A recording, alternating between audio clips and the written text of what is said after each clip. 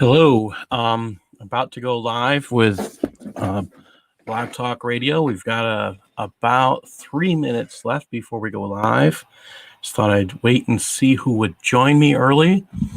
This is going to be one incredible show. I've got a lot of material. I've also got my new book out on Amazon. Take a look. You can find it on Amazon. Wait till you see what's coming down the road today. This show will blow your mind. And I am still finding stuff that I want to add to this show title, this show today. It's a mind-blowing. Good evening. I don't get to see who wrote it. Just if you could announce your name in the comments, because I just see Facebook user from this perspective. I'm using StreamYard, and that's all it lets me see. So happy days. We are about to go live. I'll be sharing the countdown with you in a few seconds. And yeah, we're down to a minute and a half. I'm excited. My book went live on Amazon. I am going to have it up on Ingram Spark at the latest by possibly Monday. I'm excited. That means it could be in bookstores, could be in libraries. So I'm kind of excited. It's a lot of extra work to get something into Ingram Spark, and we'll see how it goes. I'm having a little bit of battle with my cover, so we'll see. But it is now live on Amazon. You can purchase it for $19.99. Thank you. It's not too far from the truth. That's the funny thing about this background you're seeing. I have probably 2 to 3 times what you see on the shelves in this background, but we'll see. This is as close as I can get. I'm excited. We have quite the show today. I have an interview to share with you that will blow your mind. Here we go. 5, 4, 3, 2, 1.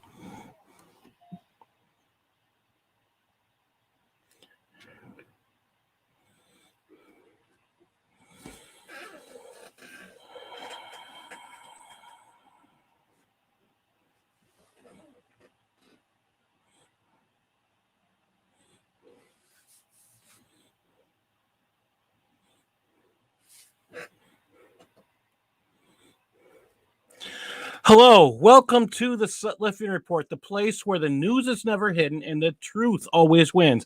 Today, I have with me an interview I did with John Esin, who is an expert on what is happening in Nigeria in respect to terrorism and national security. He's based out of London, England, so this is an interview I had to can and put up. I did this past Saturday. And you'll see we're a little more relaxed in how we're dressed because it's a Saturday. But this is one interview you definitely do not want to miss. This is a Christian show, and I always try to start it with the scriptures. So today I'm going to cover Hebrews 11:1. Now, faith is the substance of things hoped for, the evidence of things not seen. It may be hard for some of you to grasp that faith can be a substance. Today, in a court of law, you can win a case based on your belief that a person wrote a check to you to pay a bill and did so with the intent of paying you. You can win based on your belief. Think about that. Your faith is accepted substance in things hoped for. What is it that our faith is in? Is it in the precious Redeemer who died so that you can have life eternal? Well, this faith becomes evidence through our living out our faith.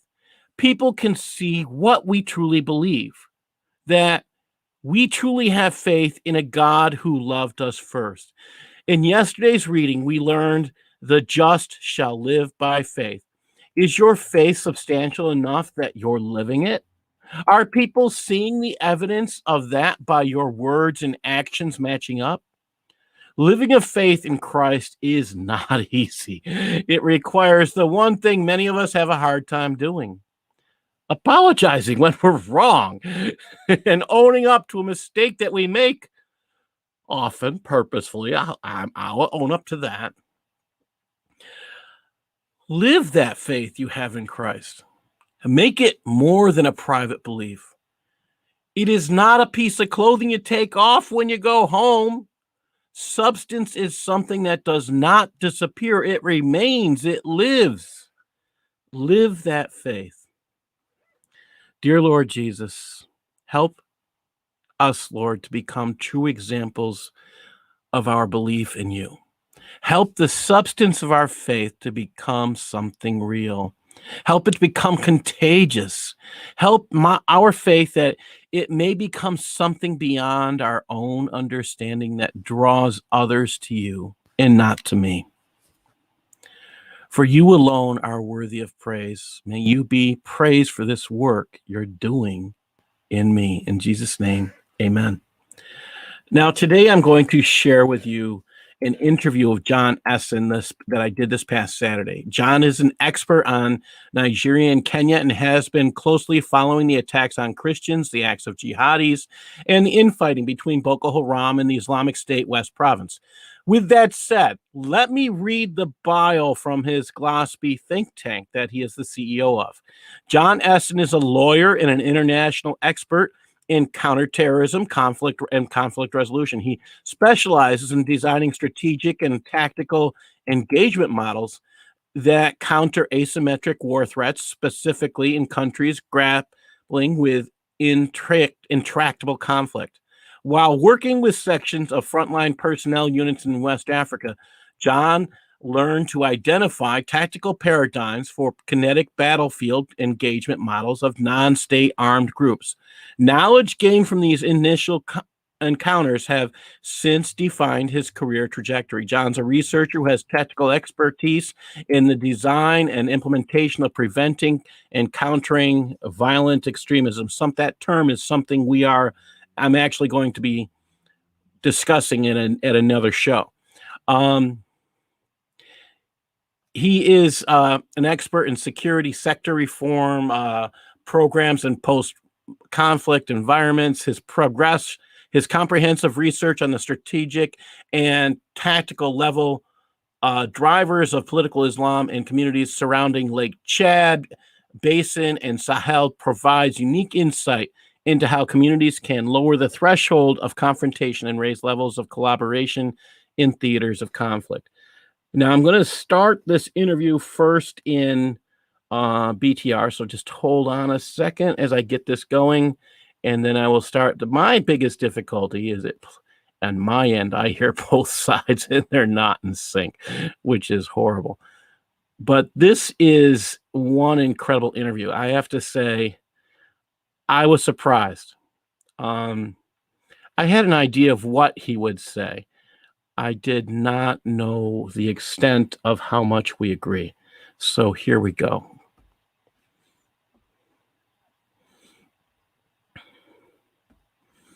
And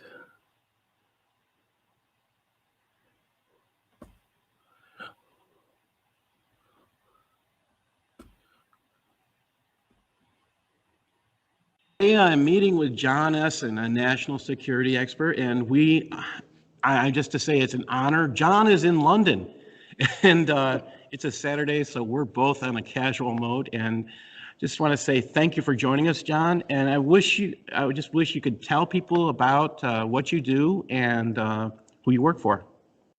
Thank you for having me, Paul. Yeah, like you said, my name is John Esin. I'm an international counter terrorism expert. I do work on conflict resolution as well. I am also founder of GloSpy, which is the Global Strategic Peace Initiative. It's a UK-based security think tank. We've been going on for the last 4 years. So I do a lot of work in the Sub-Sahara Africa, particularly Nigeria, and we are currently working in Somalia as well on Islamic fundamentalist extremism. I know the word Islamic is politically incorrect, but that's what I choose to call it because that's what I think it is. So, yeah. I have been following the massive amount of attacks by what I will call jihadis Yes. against Christians throughout Nigeria and Kenya. Can you give us any updates on what's happening there? Particularly with the Nigerian government, I'd suggest there is at the very best a tacit endorsement of the government of Nigeria to support Boko Haram at ISWAP, which is the other big a terrorist organization in Nigeria, the Islamic State for West Africa province. And at the west, it's complicit because the entire government structure at the central institutional level are all Muslims and Fulanis particularly.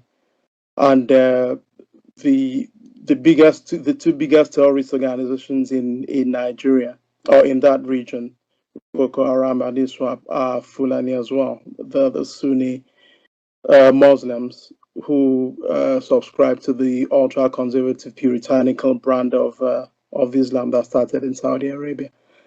Yeah, so I think the entire army structure at the hierarchy are Fulanese, and there are instances where Christian soldiers have been killed on the battlefield for trying to take out Boko Haram militants. So yeah.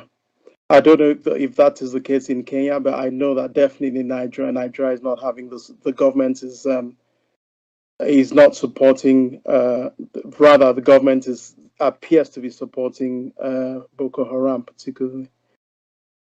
And in light of the leader we are hearing he's been killed, Sheikh Abubakar. But now, this is not the first time he's supposedly been killed, or? no, he's like a cat with 9 lives. So I'm just staying out on that for the moment until I'm absolutely certain, until some other credible source of information has confirmed it one way or another.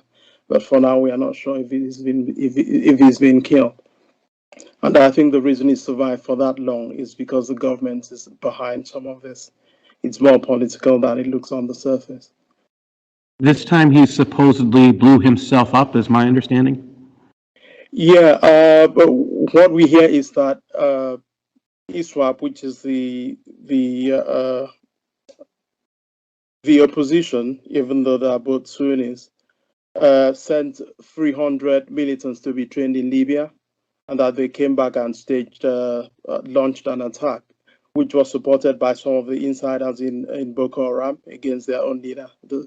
They snitched on him, gave intelligence to ISWAP, and ISWAP knew where to find him, and staged a coup and took him out. To some degree, I suspect he's actually dead because ISWAP despite they're sharing the same ideology, they are not friends at all. Because in 2016, after Sheikh Abubakar negotiated an alliance with ISIS, that alliance fell apart because they had differences in ideology with the Takfir paradigm, where you're allowed to kill fellow Muslims who do not subscribe to the extreme radical brand of Sunni Islam, and which is the brand that ISWAP belongs to. And ISWAP was very upset and reported the situation to Baghdadi, who was still alive at the time.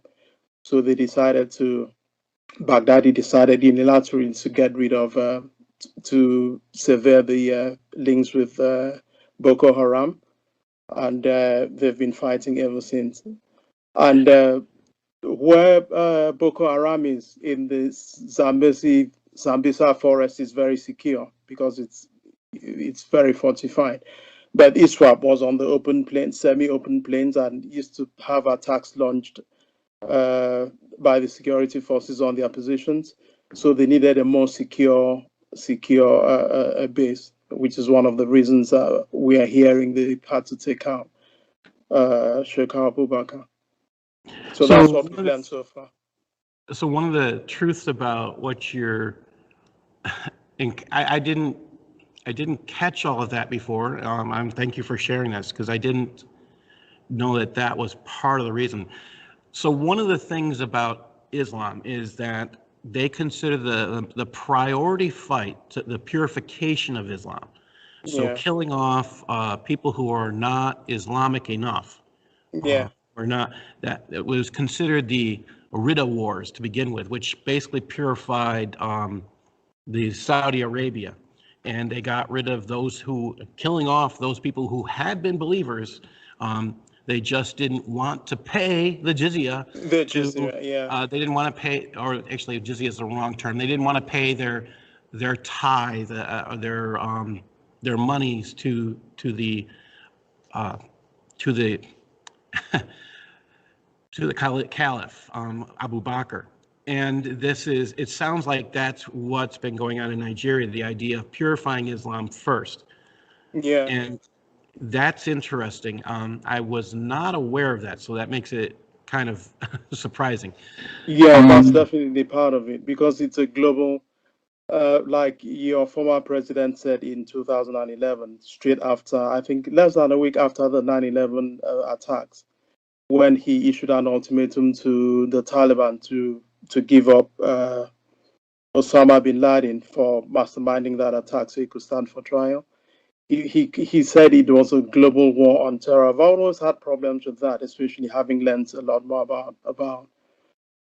about Islam, because there are four major concepts that sort of give a logical trajectory to what Islam is all about. And the first one is Hakimiyya, which that essentially means that every piece of real estate on the planet belongs to Allah. And Yes. and consequently, Allah has the only right to legislate.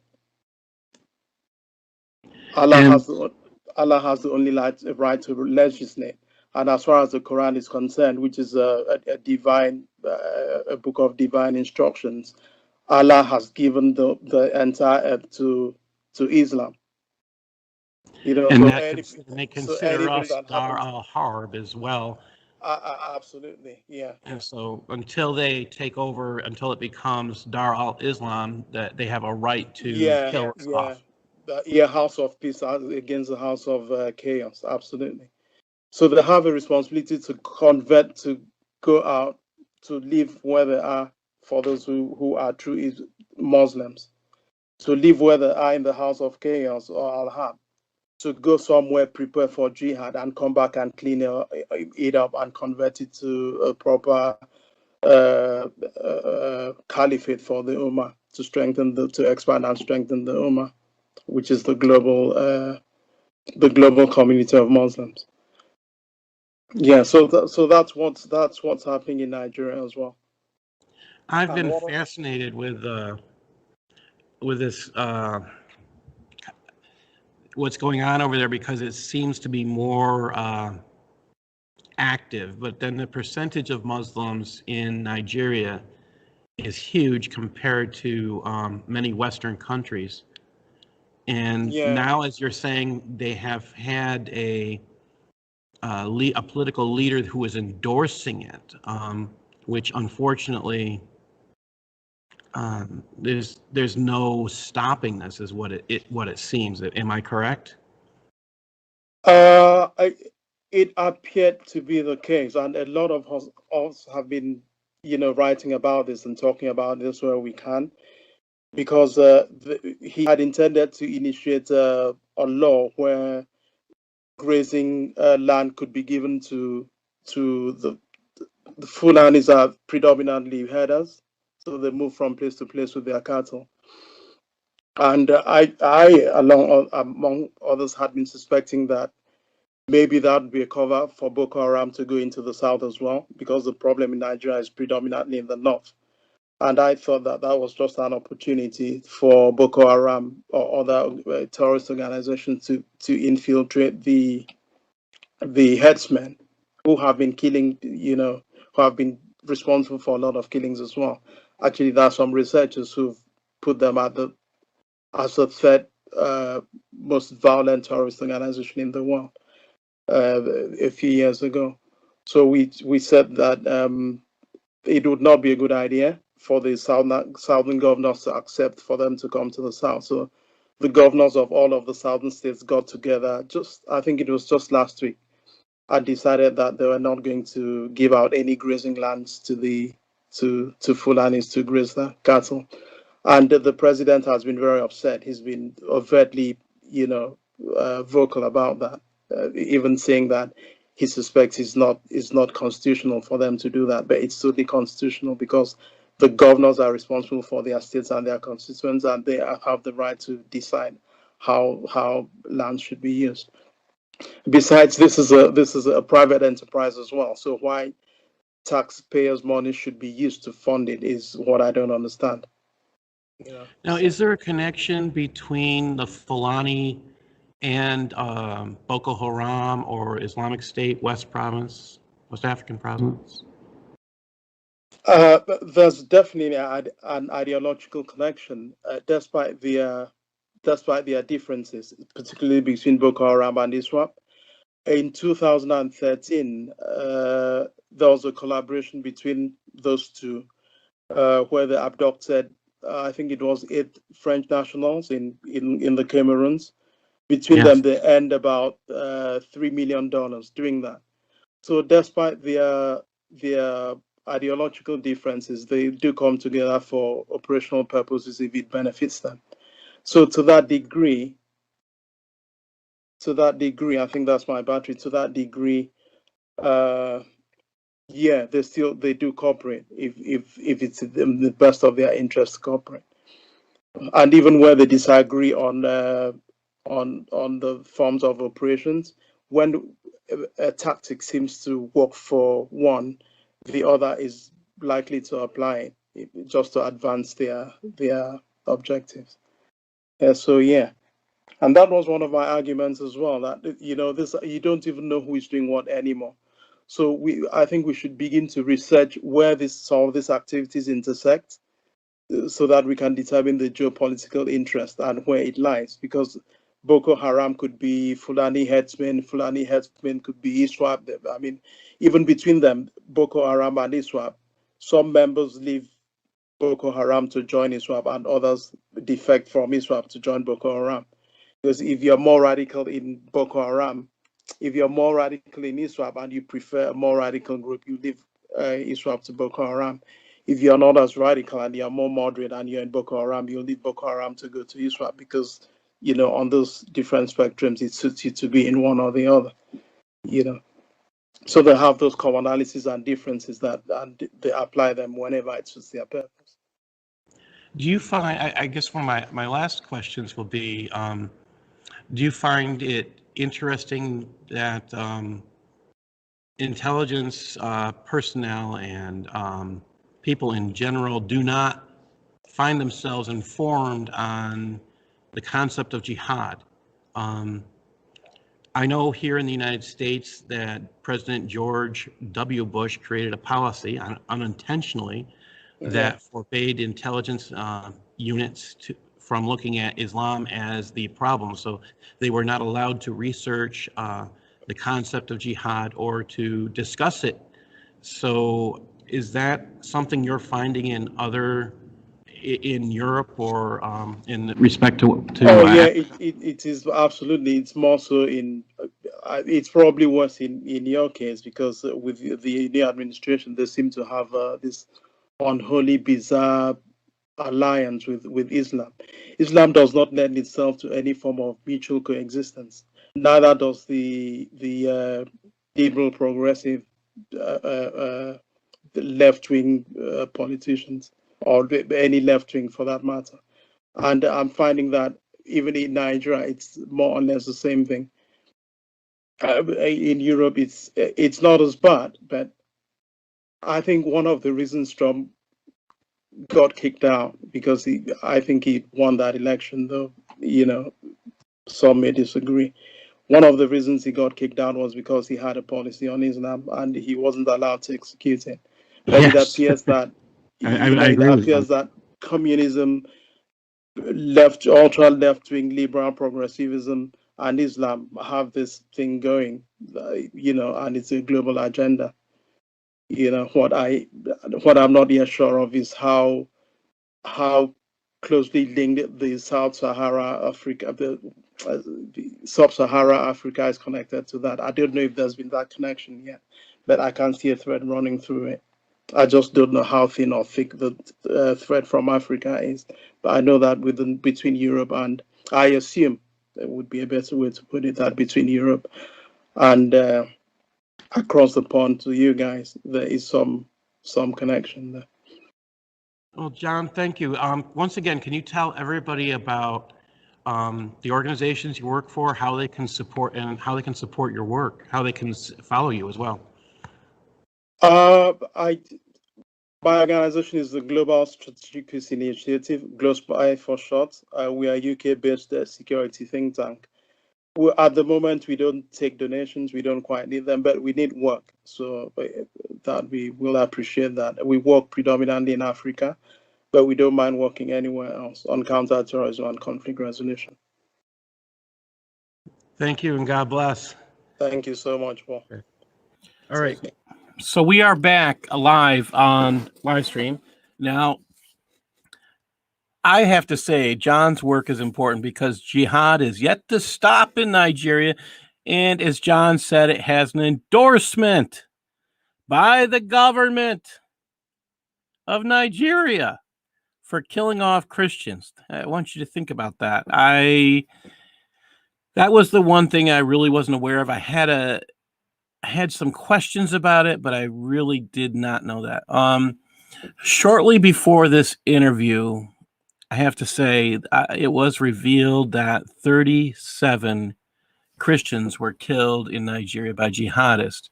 Now, some of these things you follow up and you watch on, and I never cease to be amazed by some of these stories. This one comes from Morning Star News, and it's just it's a shocker, at least for me.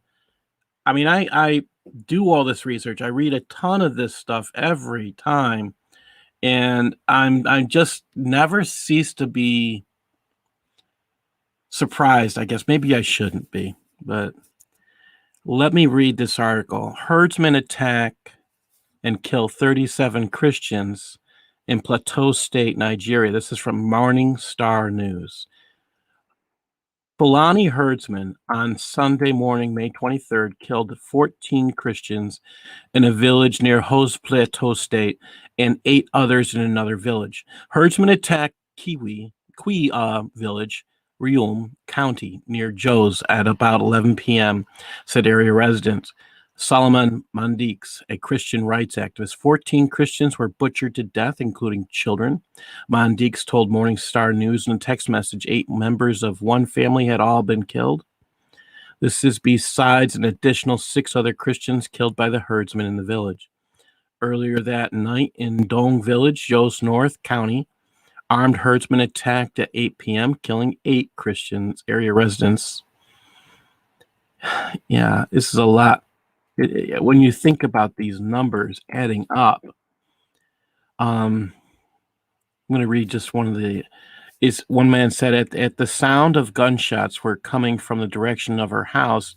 A woman said. Others advised her not to return home, she said.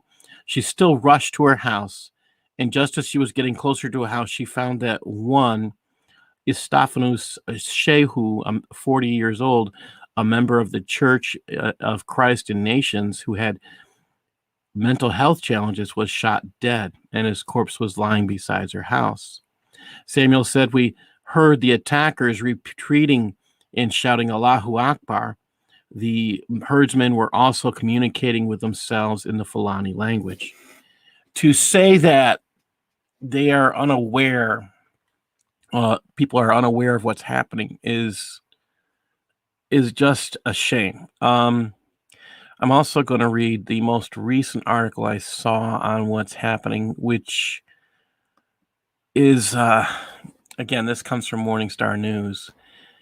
some of these things should disgust you. I know this one also is hard. This came out, Friday, this last week. Fulani herdsmen in Niger State, Nigeria, have shot to death a missionary and pastor and his 3-year-old son. Sorry, this was Saturday it came out. Leviticus Makba, 39, had established a Christian school. And I just got to double check something because I think my audio is not back on. Or is it? Yeah. Okay, it is on. Okay. Trying to check and being in two different rooms at the same time. It's never easy. All right. So let me get back into this. Fulani herdsman, Leviticus Makba, had established a Christian school in Kambari village where he served as the pastor and church planner. His son, Godson Makba, was killed in the attack on his mission base on May 21st. Our missionary brother, Pastor Leviticus Makba, was shot dead with his son by Fulani bandits. Area resident Deborah Omeza told Morning Star News in a text message his wife escaped with her daughter. A close associate of Pastor Makba, Folashade, said the pastor had texted her as herdsmen surrounded his house. Pastor Leviticus advised that I should not phone as the herdsmen have surrounded the house and are attacking his mission base. Yeah.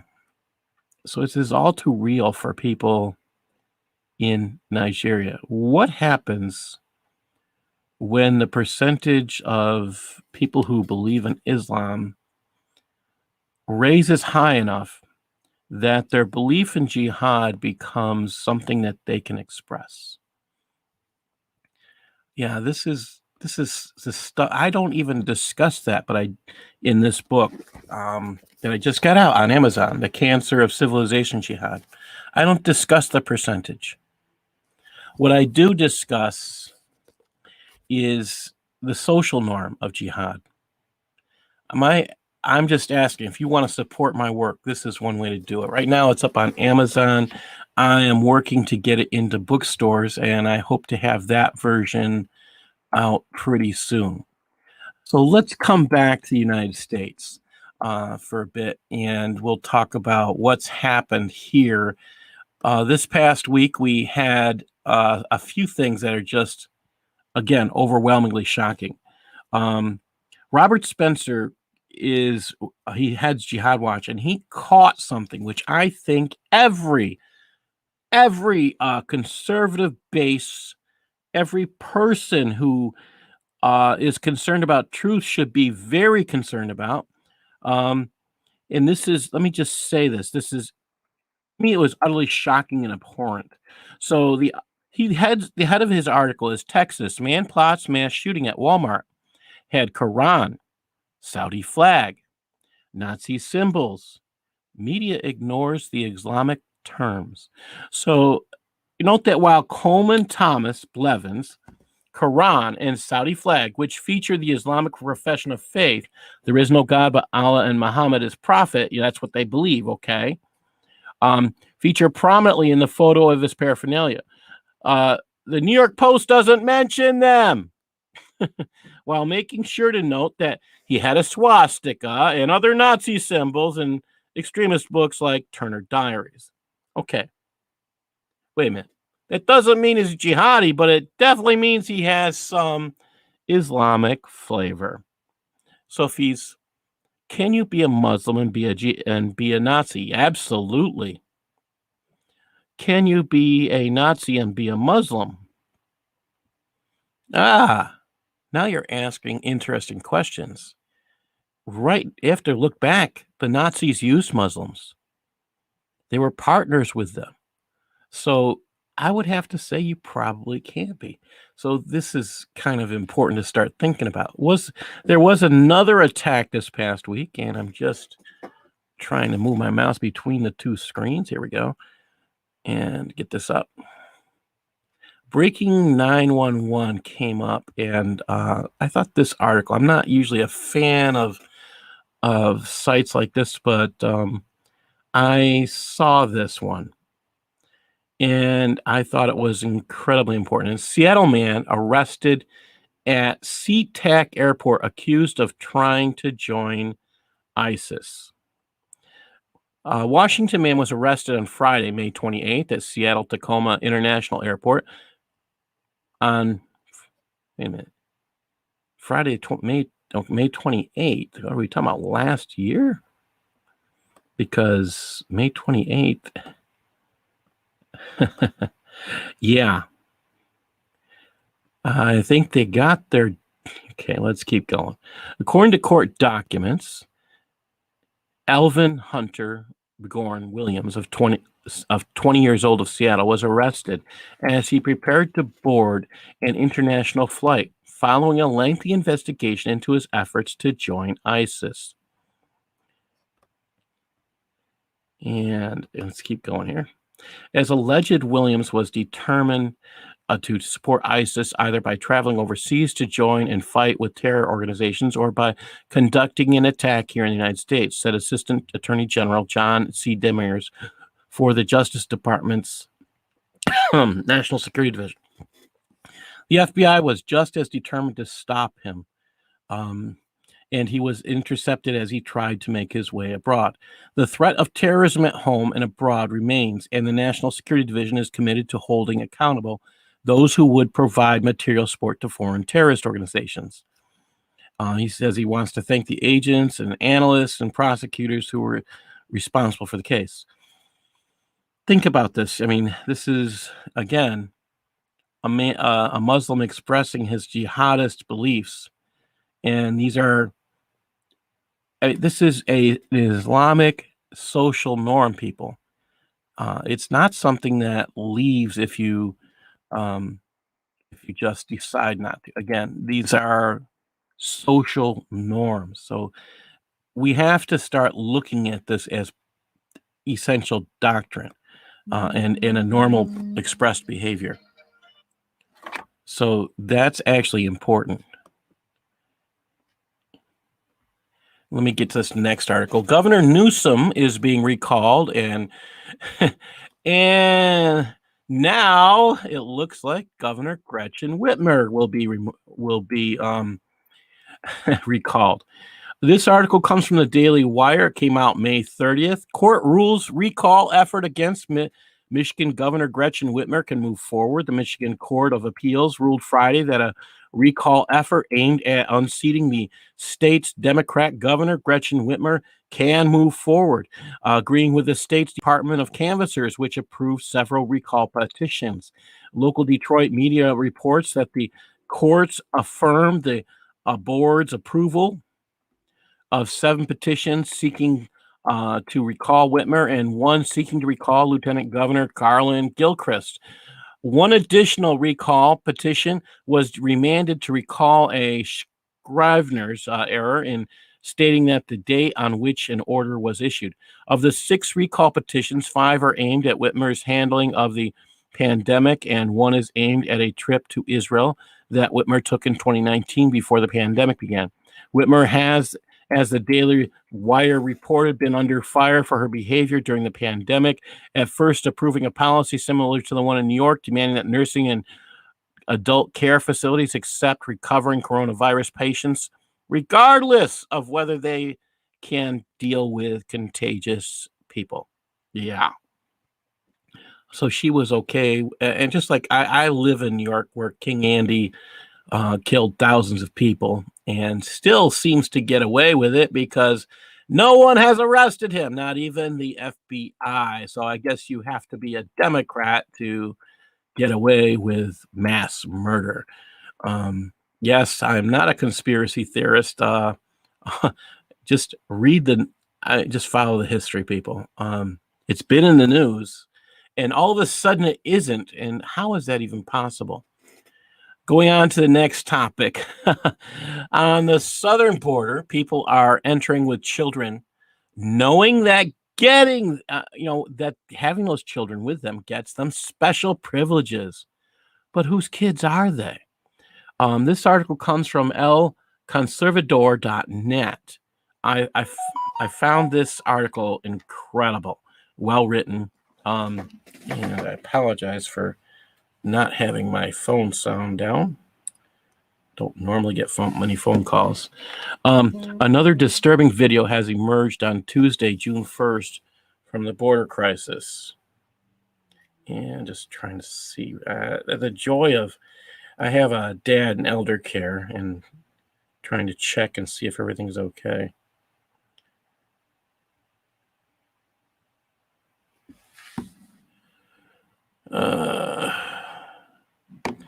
Yeah. Okay. Going back to the topic. Another disturbing video has emerged on Tuesday, June 1st, from the border crisis, which shows a 5-year-old boy being abandoned in El Paso as an adult drives away. This form of child abuse results from Biden and Democrats encouraging adults to use children to skirt immigration laws and the legal immigration process. The little boy is heard screaming in Spanish, "Papa, please don't leave me." However, according to reports from Mexico, the parents of the child live in the United States. The child's trauma will be rewarded by reuniting the child with the very parents who caused the trauma. Does that seem logical, ethical, just? The Biden administration and the liberal leftist news media need to stop excusing and rewarding this child abuse. The children of families that immigrate to the U.S. legally and follow the proper procedures are not abandoned or left emotionally scarred. Liberals and leftists claim the process to enter the United States takes too long and is broken, and therefore justify this child abuse as desperation by illegal aliens. Oh, yeah. So that's being justified. Let's think about that. If you go through some legal processes, do not happen quickly. That's one of the reasons it's a process. Averting the process could be quick, but it doesn't mean it's right. That is part of the problem. And I'm just going to open up my next article. This one, I'm concerned. I have a lot of concerns about too. If you've been paying attention to my work, I am reporting a lot about the VAERS data. And I think it's something that every American needs to read for themselves and make their own decisions. Now, with that happening, with people like me saying, go read it for yourself, OSHA, this organization that's supposed to protect you and me in the workplace, has suspended requirements that employers report vaccine-related injuries. What? I want you to think about that. They're trying. These are the ones that tell people you have to tell the truth. You have to get this information out. They're the ones that encourage reporting of incidents, and now they're saying don't do it. Let me read this article. It comes from Epoch Times. It's by Matthew Vadum. In order to encourage American workers to get vaccinated, the Occupational Safety and Health Administration has suspended the legal requirement for employers to report work-related injuries resulting from vaccinations at combating the CCP virus. Yeah, we're talking about COVID-19 vaccinations. OSHA enforces the Occupational Safety and Health Act. So if you get injured from a vaccination, you no longer have to report it according to OSHA, especially if you got vaccinated to keep your job. Yeah, that's one of those strange things. They're requiring an experimental vaccine. Something to think about. I was talking with a doctor today about this, and she agrees it's just an experiment. In the same respect, she had it done, and she had her own reasons, but it's something to think about when she acknowledged, a medical doctor acknowledges that this is an experiment. The statute covers more private sector employees and their workers, in addition to some public sector employees and workers in the 50 states and certain territories and jurisdictions under federal authority. Those jurisdictions include the District of Columbia, Puerto Rico, Virgin Islands, American Samoa, Guam, Northern Mariana Islands, and on and on. The suspension of the law by OSHA, an agency within the United States, doesn't change the liability faced by employers under workers' compensation laws or under civil personal injury laws. So think about that.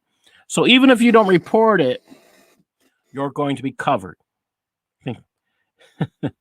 So in that respect, it's better to have more paperwork supporting you as somebody who understands what it means to. Oh, and I just lost Blog Talk Radio somehow. Let's see if I can get that back up. It just disappeared off my screen. Hopefully I am not lost there totally. Wow.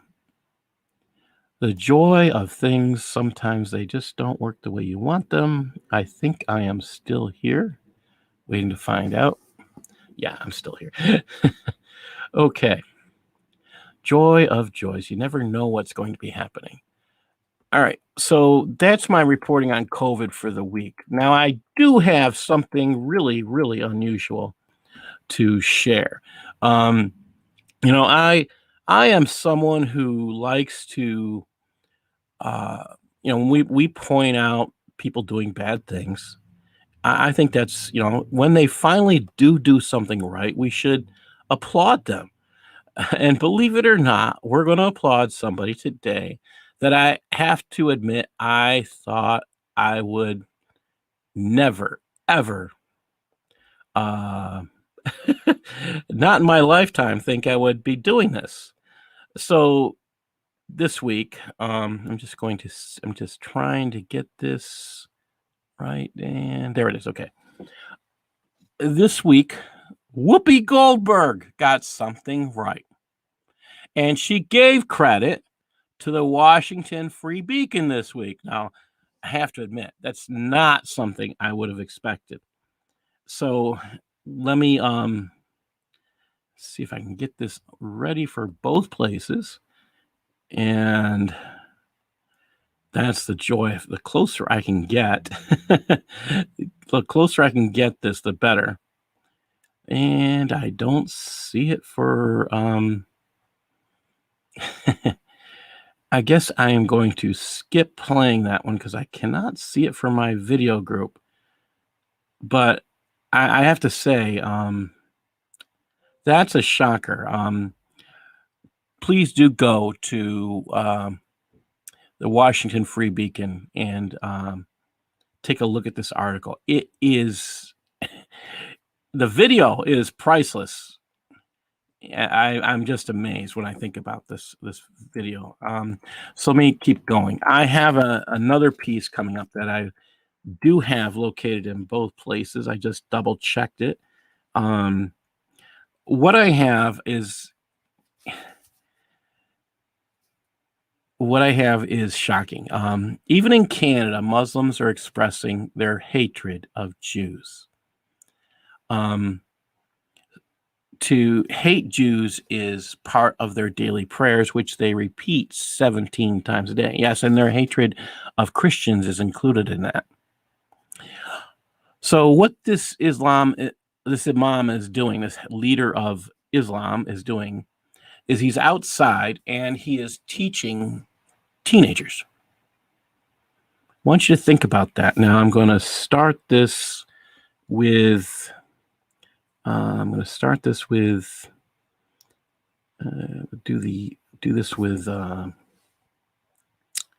we go.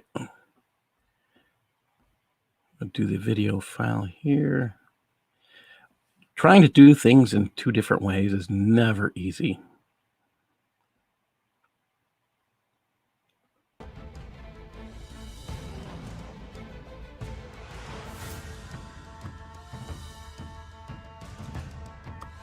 And trying to do things in two different ways.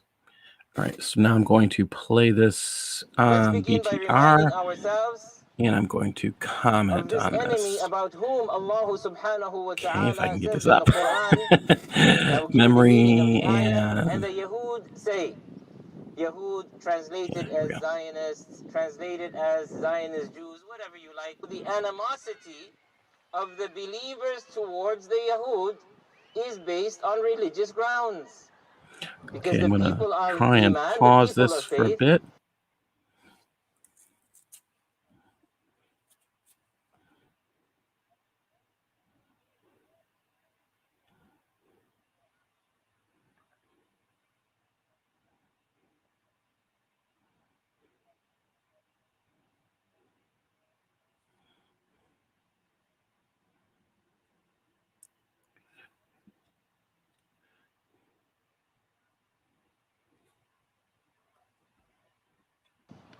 hate the Yahud because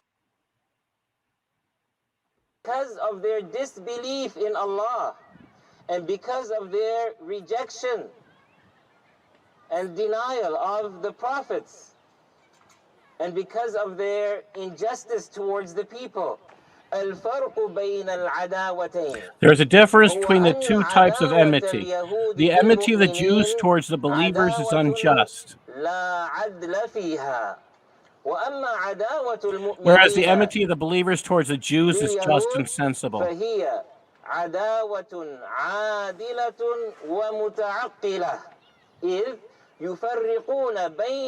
The believers differentiate between Jews who are combatants,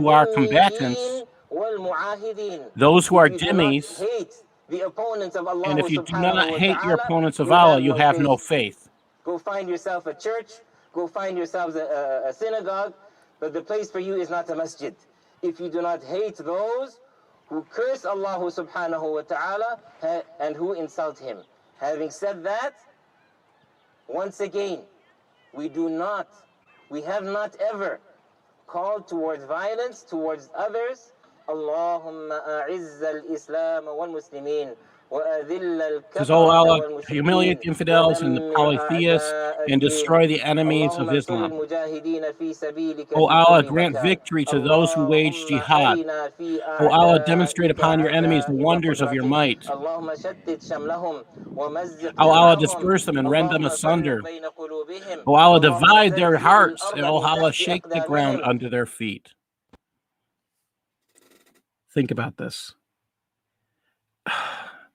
It should be shocking that this is happening. I was kind of shocked when I thought about this piece. So now what he's doing, he says one thing in English and then changes and says almost the opposite in Arabic. At one point he says, well, we don't tell you to do anything wrong, basically, or anything like attack people. But he changes to Arabic and he starts talking about jihad. Now, some people speak about this as taqiyya. I'm just to the point where I think it's just outright deceit and lying. And having talked to some former Muslims, I find it interesting that the issue they talk about is that you have this habitual lying going on and that it becomes problematic. So you lie so often, you don't know how to stop. Now, this is deceit, though. This is deceit against anybody who would be an English speaker. So you would think one thing, and in truth, he's teaching the opposite. This is something we should be concerned about. That is actually happening, and it's happening a lot. Now, I'm going to play a video in another video for the stream, but I am just going to read it in to you that are listening on BTR. This next piece, go back here. This next piece should again blow your mind. I have a piece that I'm going to share. It comes from Jordan. And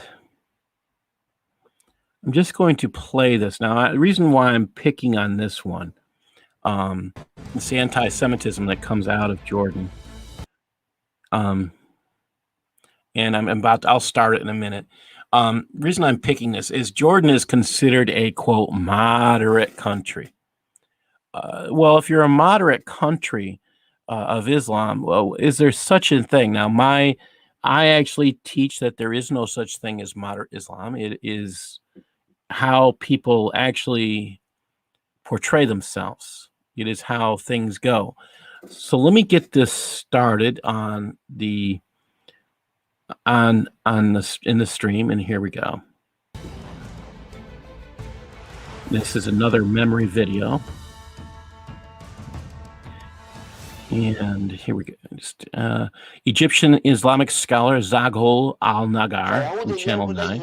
He says today's Jews are not the Jews of this, and they have nothing. These people are a polytheist nation. The label Jews was imposed upon them.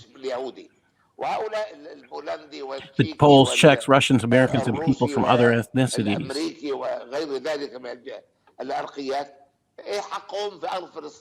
What right do they have to Palestine? They exist as a foreign entity in this region. It's like a cancer that threatens the region in its entirety with destruction.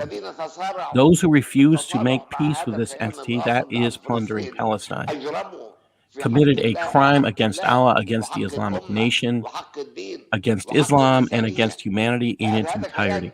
Total annihilation is the only solution for this entity. It should be uprooted off the face of the earth. Therefore, he says, I extol the role played by the Palestinian resistance in the Gaza Strip. Despite their meager capabilities, they humiliated this entity and is plundering Palestine. Allah willing, this land will be purified from them soon. Not only Jerusalem, but every square inch of Palestine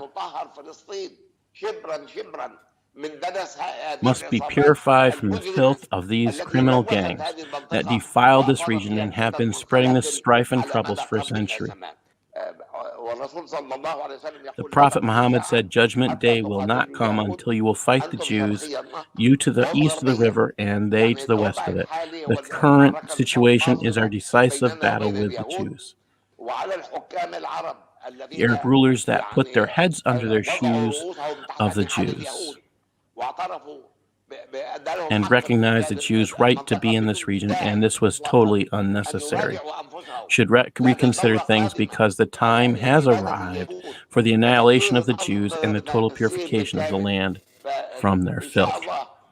Allah willing, he says, our Lord will help us to purify the land of Palestine from the Jordan River to the sea, from all the Jewish filth.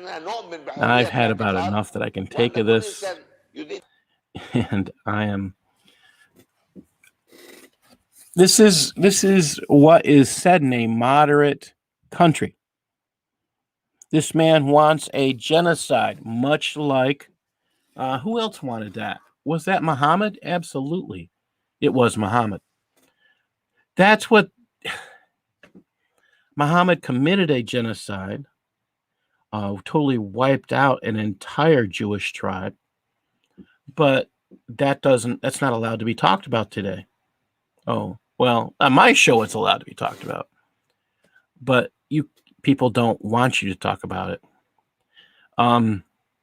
Why is this stuff not talked about? Well, because the only ones who talk about it, who know about it, are the Muslims who actually share what the biography of Muhammad talks about.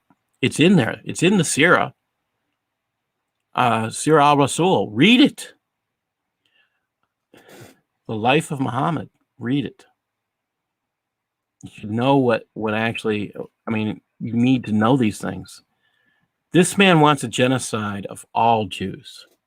And he doesn't seem to understand that people were Jewish long before they became anything else like American. Yeah. We're a young country. We're only 200 years old. And people were Jewish long, long before us. Long before the United Kingdom came around. Long before an invention of something called Palestine, which was a country that was really Israel, and the Romans called it Palestine to insult the Jews. So if you want to talk about defending Palestine, are you really claiming that you're Jewish? Because that's what the Romans called Israel, to insult the Jews. It means land of the Philistines. So ignorance just abounds when you look at some of these things. Let's go across the pond for a moment to the UK. I want to talk about their inability to do their job protecting native young girls. What am I talking about? If you have a child living in the UK, a daughter especially, it just seems like they are not protecting their children, their daughters. Why do I say this? Well, what I'm about to read to you should horrify you. This comes from Breitbart. Police covering Rotherham secured charges in only, we're talking about these sexual exploitation people, these sex cases of where they called it grooming. They only secured charges in 1 out of 34 cases. That would be unacceptable in this country. This is by Jack Montgomery. It came out Monday. The British police force, which oversaw the Rotherham grooming gang's child rape scandal, is securing charges for just 1 in 34 crimes. Flagged as having links to child sexual exploitation, it has been revealed. As told, South Yorkshire police secured just 16 out of some 540 crimes officers flagged as child sexual exploitation. Related, according to data secured by the Times through the Freedom of Information Act. Why is this? Could it be that 99.9% of these rapists were followers of Islam? That was the reason that they did not initially prosecute. West Midlands Police, which has been slated for a wide variety of so-called grooming gang failures over the years, disclosed an only marginally less embarrassing figure of 1 in 28 offenses linked to child sexual exploitation, resulting in a charge. All across all 34 police forces, which responded to the Freedom of Information request from the Times, the average number of crimes flagged as having CSE links, which resulted in a charge or summons, was a mere 1 in 14. The low charge rate staggers me, says one man. His concern is that known perpetrators are slipping through the net. We need an absolute zero tolerance for this crime, commented Sarah Champion, a member of parliament for the left-wing Labour Party, whose front bench career, this is crazy. When you start listening to this, it is just insane. This is one of the things that I have said over and over again that is just painful. When are the people in the United Kingdom going to wake up and do something to defend their children? When are they going to stand up and protect their own? I keep saying this. Why do I keep saying this? Because my family's been here 400 years. Before that, they were in Britain. Yeah, what is called Britain. We were England then. And my family came over here on the second Mayflower, something I'm kind of proud of, but if they're not going to protect their own, do I really want to be proud of that? I guess that makes me more American than I ever was Brit. A jihadi who joined a group, this is in the UK, that was linked to Al-Qaeda and planned to kill Brits is about to be released 4 years early. Millie Vincent with the Daily Mail has the story. So the headline here is jihadi who joined Syrian terror group plotting to kill Brits will be freed from prison 4.5 years early. Now, I'm going to tell you who's been keeping these stories going on this. Now, we'll have to watch and see how Patrick Dunleavy, if he responds to this, because he's been writing a ton on this topic. A jihadi who planned to kill Brits after traveling to Syria to join a terrorist group with links to Al-Qaeda is to be released from prison 4.5 years early to return to Britain's streets. In May of 2013, Yusuf Sarwar, 29, then a student from Birmingham, left a note telling his mother he had gone to Syria to fight against Allah's enemies. His mother, Majida Sarwar, showed the note to the police, and her son, who traveled to the war zone to join Islamic extremists with former postal worker Muhammad Ahmad, was arrested on his return on January 2014. A parole board has since ruled Sarwar will be released next month after serving 8 years of his 12-year, 8-month sentence. Chris Phillips, former National Counter Terrorism Security chief told the Sun, "What type of system puts the public at risk like this? This is yet another disaster waiting to happen. Stop charging people with terrorism. What is their threat? Treason. What do we do with people who commit acts of treason? Execution. That is the truth of what they should be charged with. This person went to kill his fellow citizen. That is an act of treason. I wish they would do that here in the United States. Why? Again, it is the actual truth of what they're doing. Now, again, Patrick Dunleavy has been talking about and covering the early release of terrorists for some time. My suggestion is if you want to know more on this topic, please go to the Investigative Project on Terrorism and look for his articles. You can go to https://investigativeproject.com and look up Patrick Dunleavy. His work is outstanding. He's been on the show a couple times, and I just continue to marvel at he actually is way ahead on this. So I'm expecting something to come out in the near future where he'll be telling us of something that may work. I don't know. He was talking about a possible, like we have a sex abuse list. Like if you have been a rapist or a child abuser, you're on a list. Now, wherever you go in this country, your name is on that list and the police have to know about you. And that's important. So why not do the same thing for terrorists is one of the things Dunleavy had been pushing. I don't know what's happened with pushing that, but I'll have to do some checking with him and see if anybody's actually done it. So also this week, wow. This past Saturday, past Sunday, there was some 336 illegals that landed on British soil. On Monday, over 400 arrived. Finally, after years of being overrun, protesters began appearing, seeing this.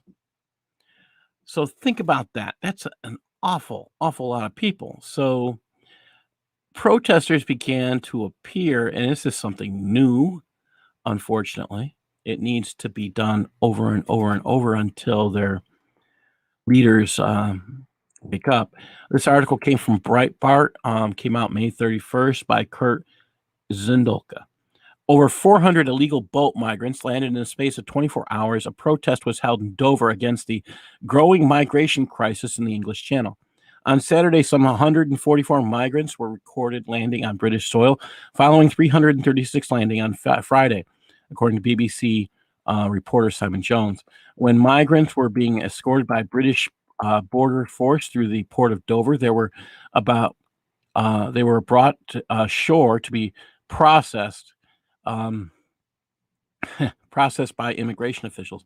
Police made 4 arrests of anti-immigration activists during a protest. Yeah, they arrested the anti-immigration protesters, but what did they do with the illegals? Processed them. My question is, where is the British Navy that we have known so much about, that has been supposedly one of the greatest forces out there? Do they exist anymore?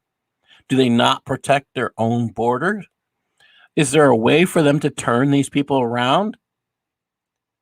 Why don't they simply drop them off on French soil if that's where they came from? Yeah. Charge the country. Hey, they were in your country. Here's the charge for picking them up and saving their lives. Give them a fee. Something that needs to be done. I wrote an article on this on LinkedIn a couple years back. I mean, that's really what needs to start happening. And it's not. Probably that's one of the things we need to think about. Let me see if I can pull that article up.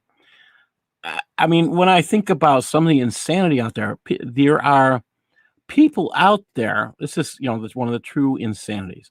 There are people out there who think it's okay to force they'll just go out in these boats, and they believe that that you and I, these Western people, will simply do the right thing.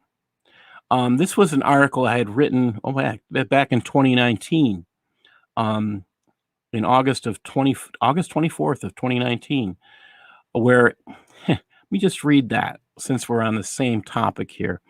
Again, this is from this is 3 years ago, 3 years ago, 2 years ago.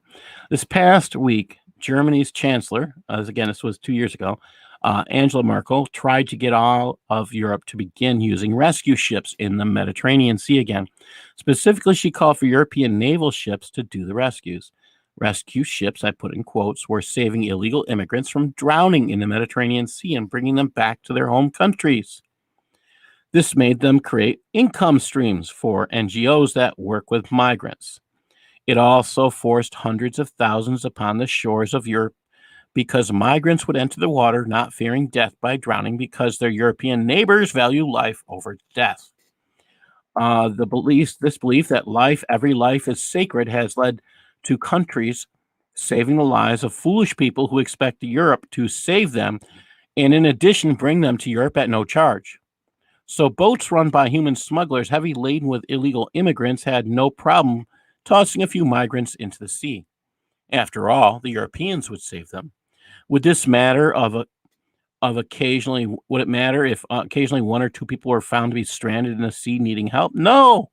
But rescue ships find themselves being used as human smuggling transports, not for one or two, but for 100 or more.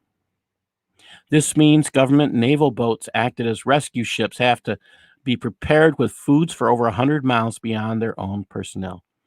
Add in this ability to deal with medicinal needs, clothing, toilet use, and more. All of this adds into one expensive price tag. Maybe this would be a good thing if the migrants were let off on the shores where they entered the water. Then that government would be charged a fee for saving their foolish citizens that covers the cost of the rescue. See, now I wrote this in 2019. I'm still recommending this. Something that should be done. We should start charging for saving people from their foolishness. Why not? They should charge France every time they catch a migrant. I don't care if he's one of their citizens or not. He left their shores. Again, if he's leaving France, if France isn't doing anything to prevent it, they should be charged. Please do that.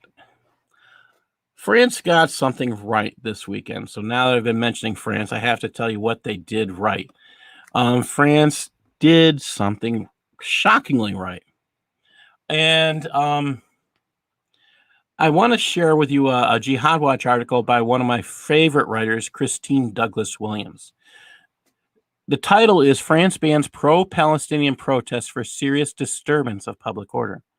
She writes, the disturbance and sometimes violent pro-Palestinian protests across the EU have led to a French government ban on pro-Palestinian rallies.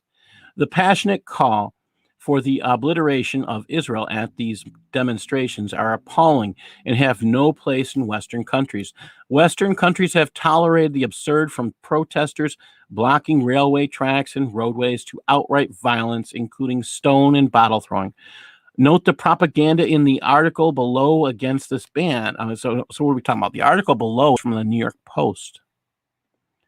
Yeah, sorry, not the New York Post. It is the TRT World. And it actually says that, I want you to think about this. The TRT World actually is saying, oh, well, it's the Jews' fault. Yeah, it's so that the Muslims should be protesting because it's the Jews' fault. Yeah, so... yeah. Blame it all on the Jews, but it's your behavior. Yeah.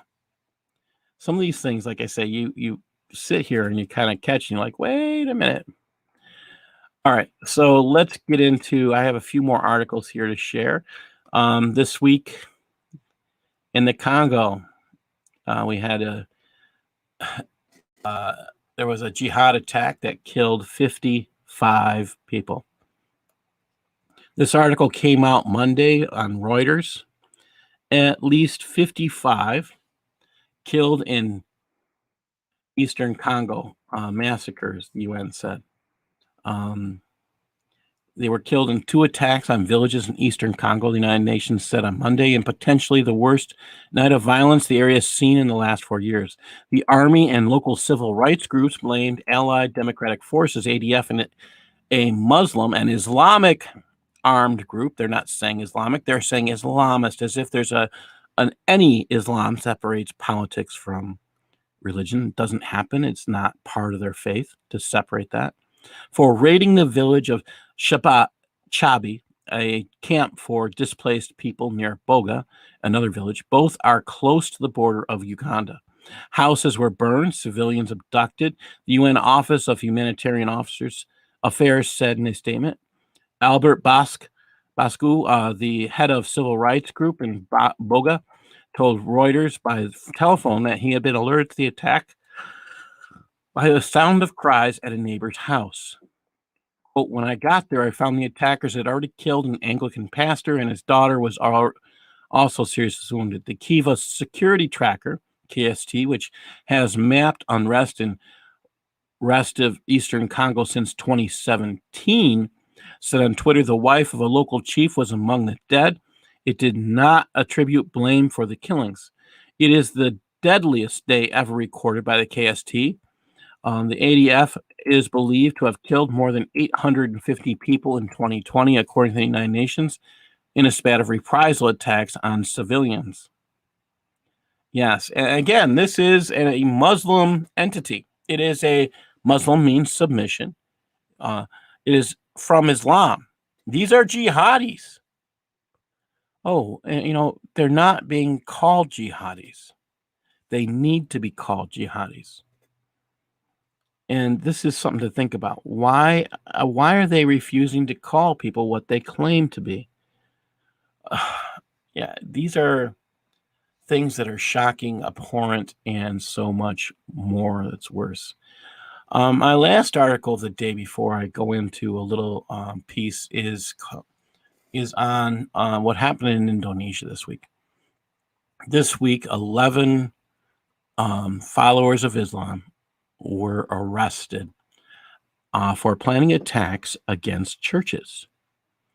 11 followers of Islam. This comes from ABC News.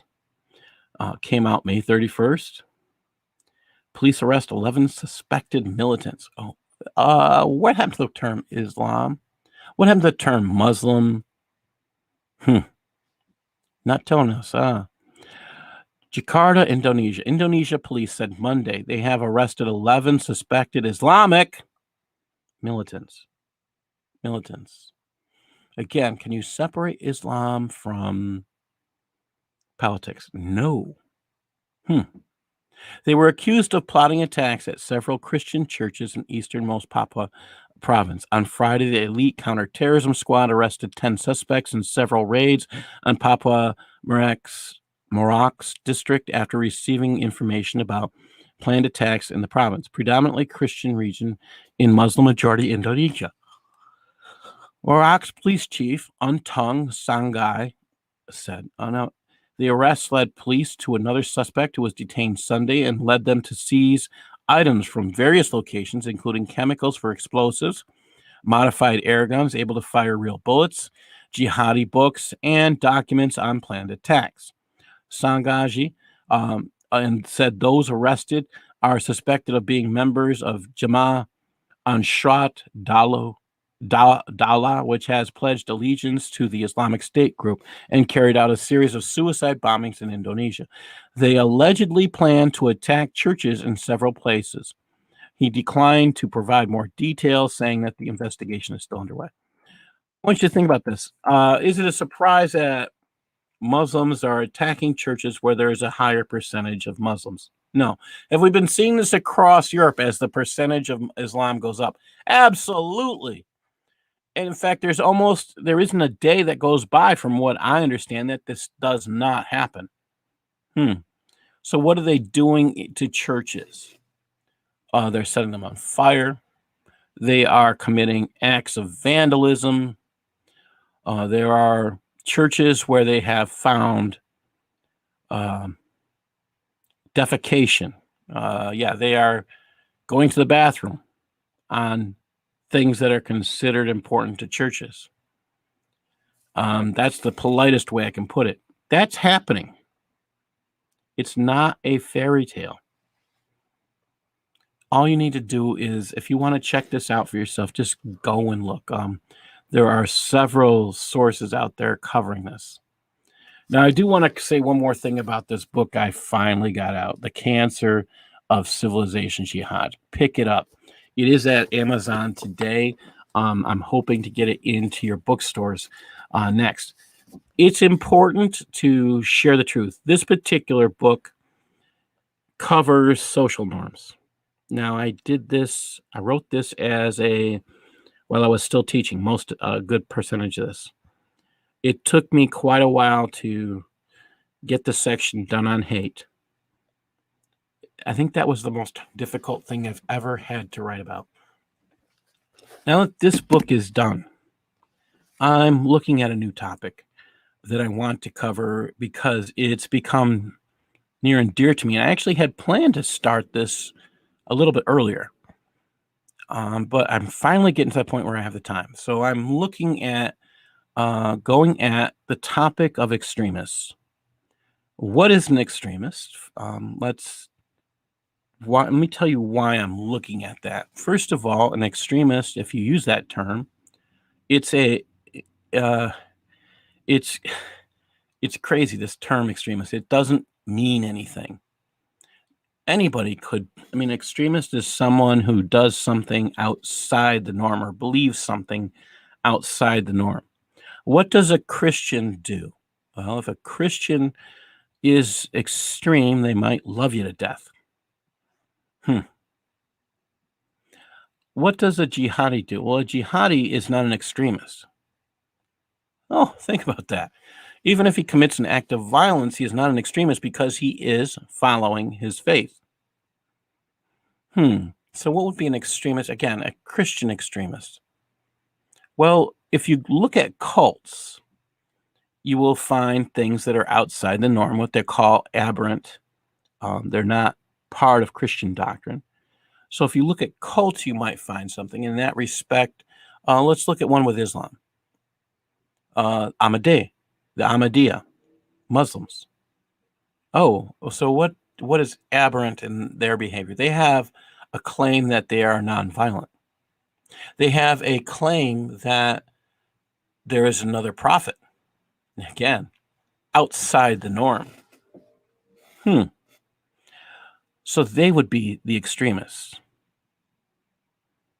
So a regular Muslim who commits an act of jihad, again, is not outside the norm. He is on his, the milestone journey is the best way to put it. Some of these things, it just sound too unbelievable to be true, sadly are. You need to do your own research. I will say pick up the book, The Cancer of Civilization Jihad, and watch for that coming out to your stores, hopefully soon. It's going to require a little bit more work on my part, unfortunately. I'm hoping and dreaming of traveling and speaking on this more. If you're interested in having me talk to your group, please do go to paulsutliff.com. Send me a request. I have a lot of friends who are good at this as well.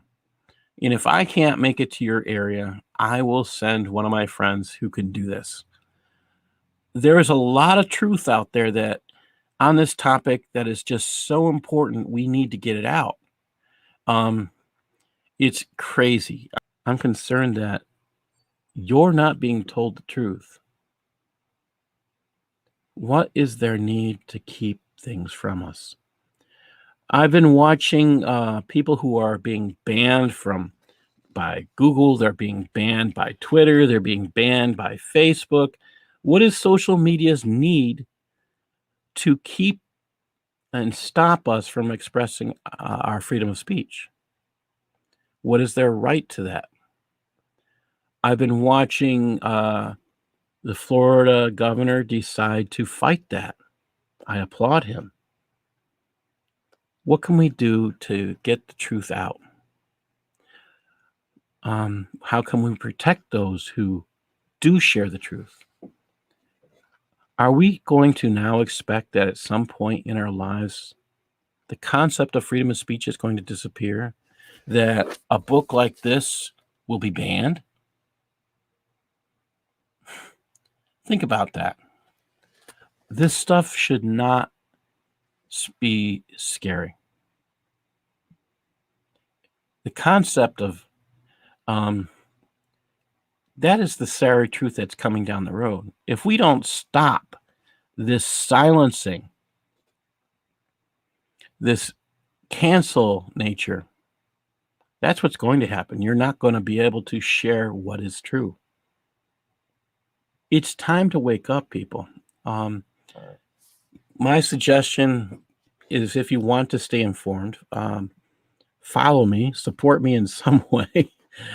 But there are a lot of other organizations out there that I also recommend supporting, like the Investigative Project on Terrorism, Jihad Watch, and a few others. Stand up and do what's right. If you're a Christian, you have to live your faith by sharing what is true. It's time to stand up and share what is true. Well, God bless. I'll see you all next week. Thank you. And I'm just going to sign off StreamYard first.